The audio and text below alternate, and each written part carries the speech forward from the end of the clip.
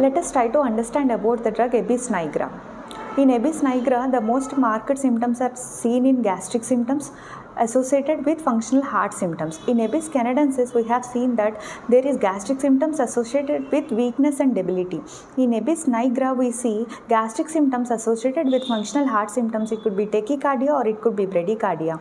And the patient will complain a peculiar sensation called hard-boiled egg is lodged in the cardiac end of the stomach, and the patient is generally worse from eating, and it can be caused due to abuse of tea drinking or abuse of smoking may cause this indigestion and dyspepsia. It is most commonly seen in elderly persons and old-aged persons. So the main characteristic difference between the Abies nigra and Abies canadensis is seen in its modalities, which is worse after eating, and it is mostly it is associated with gastric symptoms with functional heart symptoms, and it has decreased appetite when compared to